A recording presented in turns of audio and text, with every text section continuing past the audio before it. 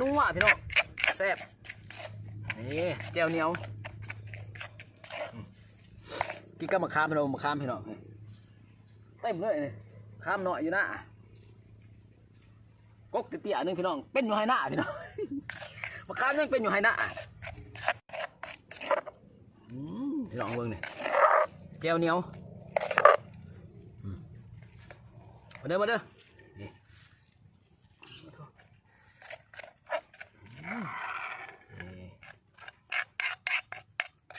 ไก่จะพี่น้องนี่มันจะตัวพี่น้องนี่คุยกับมะขามนี่โอ้ยยอดสิไปแย่งน้ำ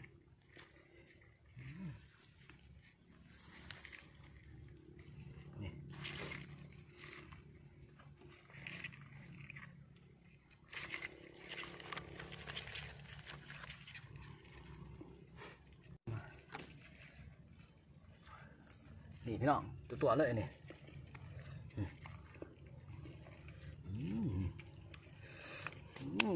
แกะเพชรก่อนพี่น้องมาเด้อพี่น้องมาเด้อกินผู้เดียวคือเก่าเลยนี่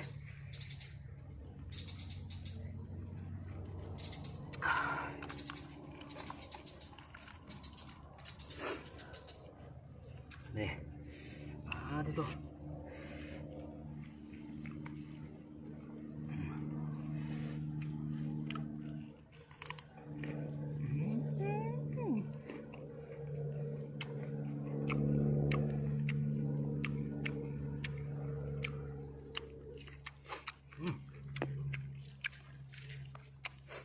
ขยันครับ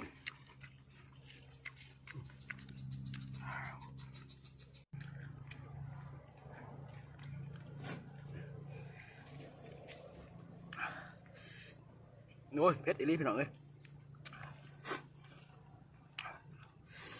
แจ่วเหนียว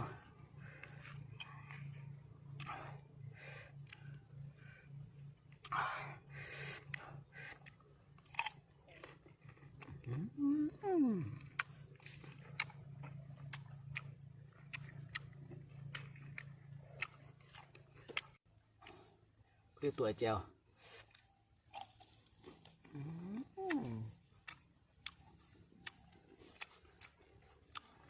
นี่พี่น้อง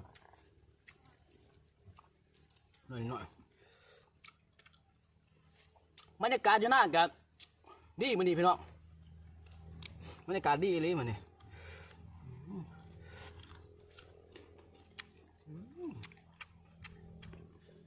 นัวน้ำนัวรีพี่น้องเขาจะใส่เป็นนัวแบบกลมกลืนเลยแสนเป็นนัว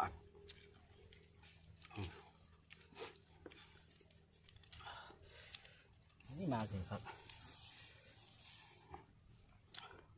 นี่พี่น้องนี่เมื่อกี้ไก่พี่น้อง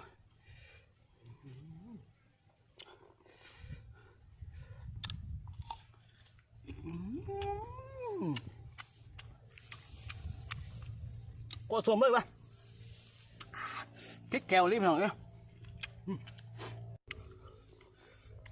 กับผู้บัวน้ำพักกระแยงน้ำกินคนเดียวมือนี่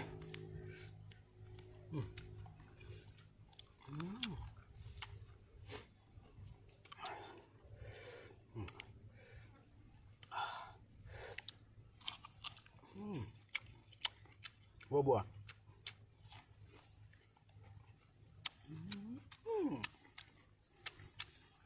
เข้ากันปั้นยังเลยพี่น้องเขาเจ็ดแก้วเนี้ยแบบนี้แซ่บแก้วเหนียว